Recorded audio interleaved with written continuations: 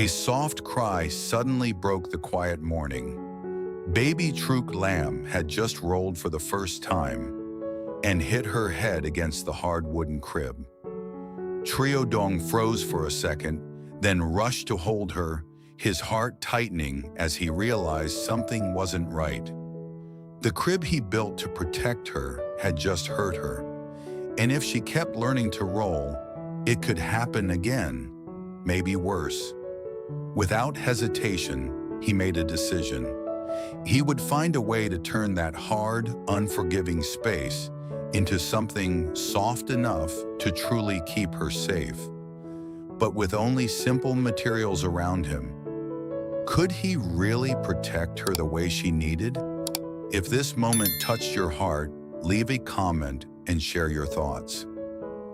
The morning light slipped gently through the wooden window, laying soft golden lines across the small room. Baby Truc Lam had just finished her milk, her tiny body still warm and relaxed in Trieu Duong's arms. He held her close against his chest, one hand carefully supporting her fragile head, while the other slowly patted her back, waiting for her to burp. He didn't rush. Every movement was steady and controlled, filled with a quiet sense of protection, as if the world outside could not touch her as long as she stayed in his arms. "Easy, I'm here," he whispered softly, lowering his voice instinctively. A small burp finally came, and his face softened right away, a gentle smile forming without effort. In that moment, nothing else mattered. The worries of the day, the work waiting outside, all faded into the background. There was only this: his daughter resting safely against him, trusting him completely without even knowing it. He gently lowered her into the wooden crib he had built with his own hands. The crib was simple, the wood slightly rough in places, but strong and carefully shaped. It wasn't perfect, but to him it was something meaningful, a place he believed could keep her safe. Instead of stepping away, he stayed crouched beside her, watching closely. Truc Lam blinked slowly, her eyes wandering across the ceiling as if she was trying to understand the world above her. Her small legs kicked lightly, and her arms moved in soft, uncoordinated motions. Trieu Duong watched every detail, his attention fully locked onto her. Then something felt different. Her body shifted more than usual. One shoulder leaned slightly, her hips followed, and her head began to turn. He leaned in closer, his expression sharpening. He murmured quietly, sensing that something new was happening right in front of him. Before he could react, her small body rolled just a little further. It was slow, almost unnoticeable at first, but then it happened. A soft thud broke the calm air. Her head had lightly hit the hard wooden bar of the crib. For a split second, everything froze. Then her face tightened, and a sharp cry followed. Trieu Duong's heart dropped instantly. Hey, I'm here," he said quickly, moving without hesitation. He lifted her up right away, pressing her gently but firmly against his chest. One hand moved to the back of her head, covering the spot where she had hit, as if he could protect her from the pain after it had already happened. Her small cries pressed into his shoulder, uneven and fragile, and each sound tightened something deep inside him. He rocked her slowly, whispering soft words, trying to calm her, but his own breathing had already changed. That one small sound, the contact between her head and the wood, echoed louder in his mind than it should have. He pulled back slightly, just enough to look at her carefully. His fingers moved gently across her head, checking the spot where she had bumped. Even though it was light, even though there was no visible injury, it didn't feel small to him. It felt like something he should have prevented. His eyes slowly shifted back toward the crib. The wooden bars that once looked protective now felt different, hard, rigid, unforgiving. Just moments ago, he had believed this crib was enough, but now, seeing what had just happened, that belief began to break. He swallowed quietly, holding her a little closer. "No, this isn't safe anymore," he whispered under his breath. There was no anger in his voice, only a deep sense of responsibility. If something around her could hurt her, even in a small way, then it was something he needed to change. Instead of placing her back into the crib, he spread a soft cloth on the floor and gently laid her down there. He stayed close, sitting beside her so she wouldn't feel alone. Truc Lam blinked up at him, calmer now, her tiny fingers opening and closing in the air. He watched her for a moment, making sure she was okay, before his eyes drifted back to the crib again. This time, he didn't just look, he studied it. He reached out and pressed his hand firmly against the wooden rail. It was solid, unmoving, and completely unforgiving. If she rolled again, if she moved faster, if she hit harder, it would happen again. And next time, it might hurt more. The thought tightened his chest. He shook his head slowly. This was no longer just a crib. It had become a risk. He stood up and stepped outside into the yard, the sunlight now brighter and warmer against the ground. He paused for a moment, scanning his surroundings, thinking carefully. What could make the crib safer? What could soften those hard wooden bars? What could protect her small head, her fragile body, from impact? His eyes moved across the yard until they landed on a patch of tall, wild grass. He walked over and crouched down, running his fingers through it. Some strands were rough, but others were soft and flexible. He picked a handful and pressed it lightly in his palm. Not enough on its own, but maybe, if layered, if combined with something softer. His gaze shifted again and landed on dry cotton-like fibers caught among the plants nearby. He reached down and gathered some, pressing them together. Light, soft, gentle. His expression changed slightly. That was it. Not just covering the crib, but cushioning it completely. Without wasting another second, he began gathering everything he could use. Handfuls of soft grass, carefully pulled and cleaned. Cotton fibers, collected gently so they wouldn't scatter in the wind. His movements were steady and focused, but there was urgency beneath them. This was no longer about making something new. It was about fixing something that could hurt her. Every handful he collected carried a quiet thought. She has to be safe.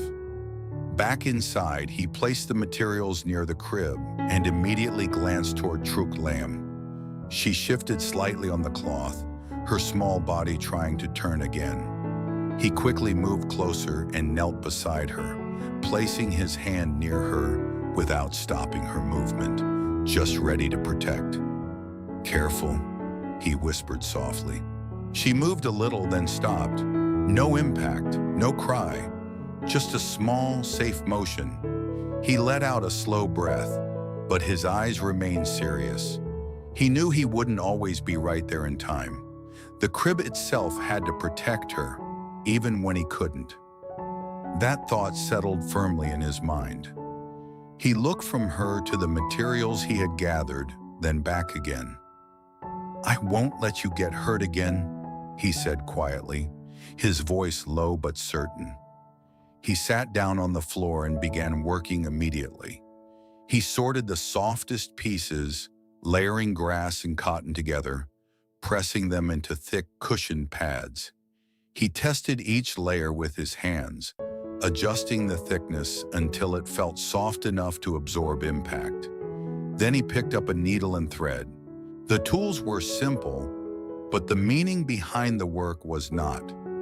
Each stitch he made was slow and deliberate, as if he was sewing his care directly into every piece.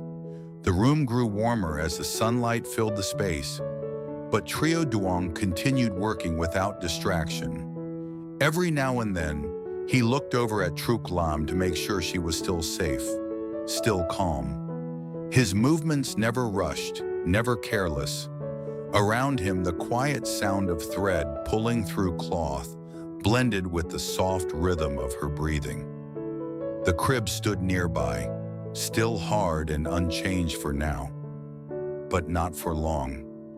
Piece by piece, he was turning it into something different, something safer, something softer. Because to him, protecting her wasn't just something he did when she cried. It was something he had to build into the world around her.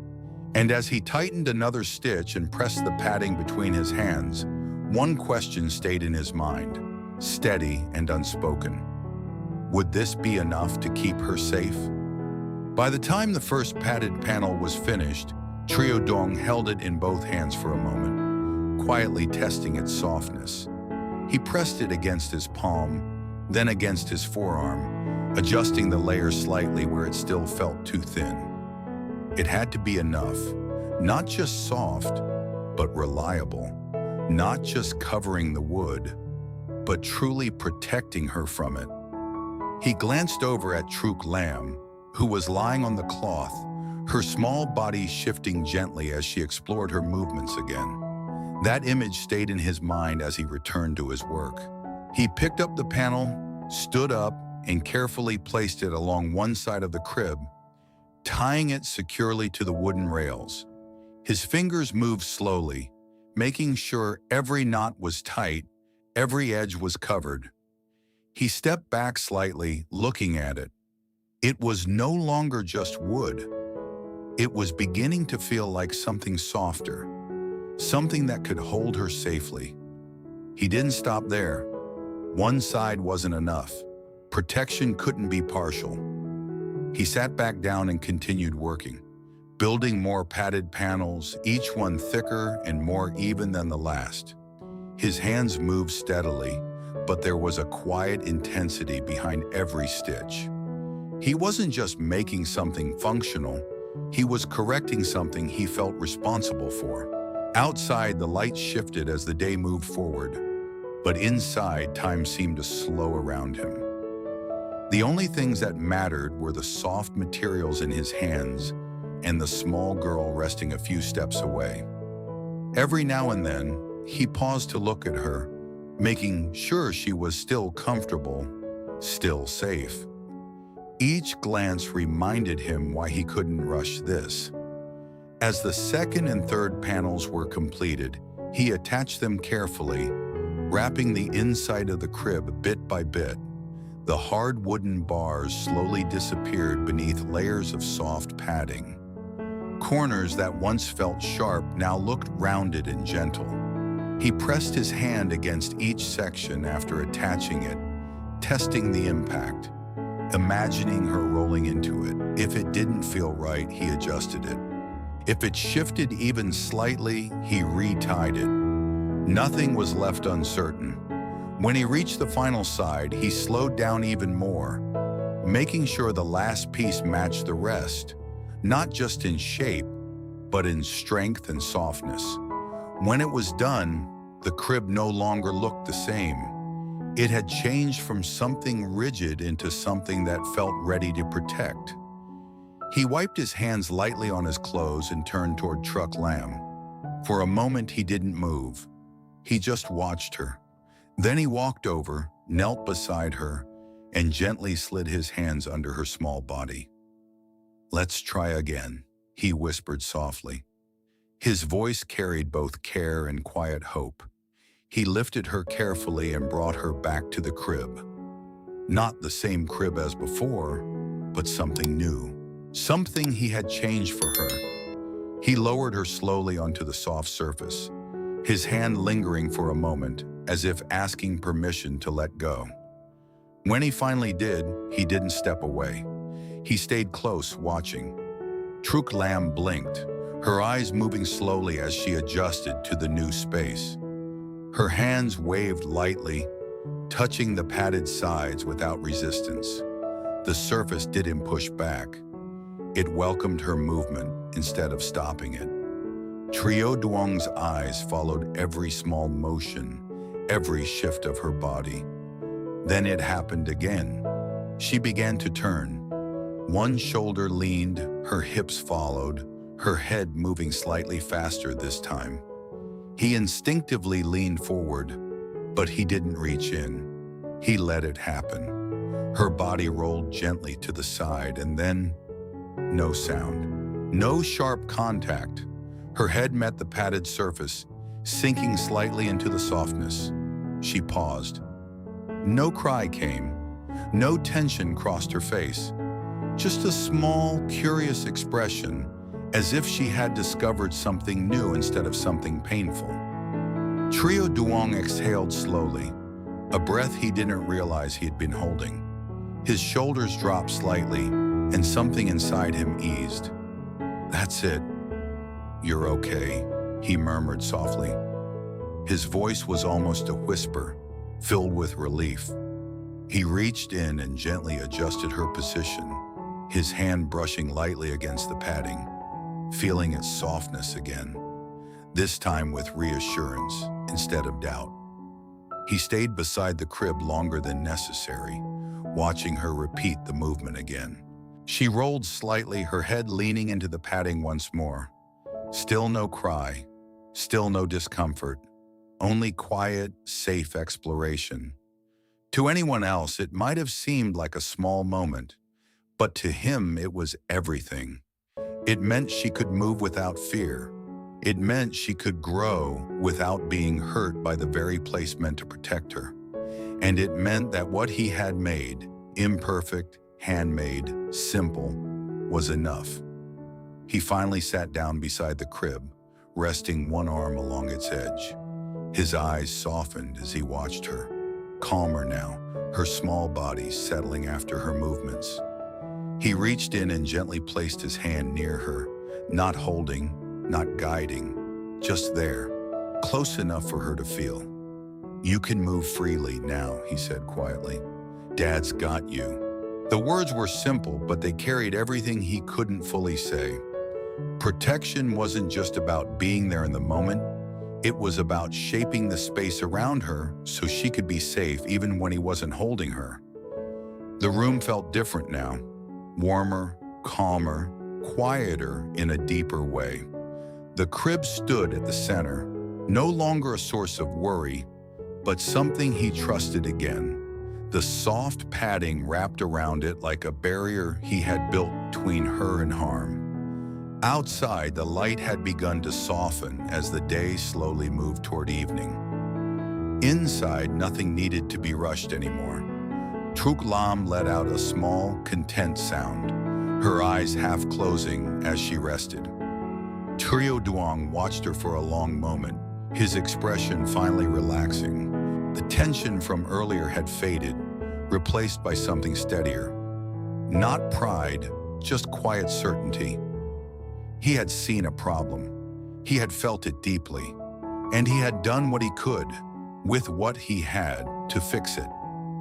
He reached out once more, gently adjusting the edge of the padding near her head, making sure it stayed in place.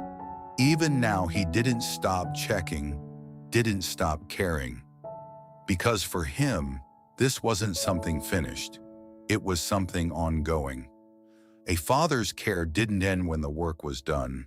It stayed in every detail, in every small adjustment, in every moment of attention.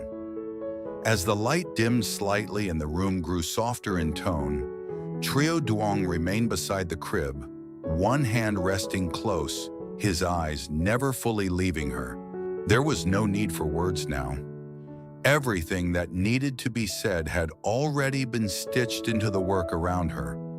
And in that quiet space, with nothing but the sound of her gentle breathing, one truth settled deeply in his heart. As long as he was there, as long as he kept paying attention, as long as he kept caring this much, she would be safe. After feeding baby Truc Lam, Trieu Duong notices she has started learning to roll for the first time. But that small milestone quickly turns in a worry. when her head accidentally hits the hard wooden rail of the crib he built. Realizing the crib is no longer safe as she grows more active, he feels a deep sense of responsibility. Instead of ignoring it, he gently moves her to a safer spot and begins searching for a solution. Using soft grass and cotton he gathers himself. He carefully creates thick padded layers to cover every side of the crib. After hours of focused work, he places her back inside and watches closely. This time when she rolls again, there is no cry, only safety. In that quiet moment, he knows his effort has truly protected her.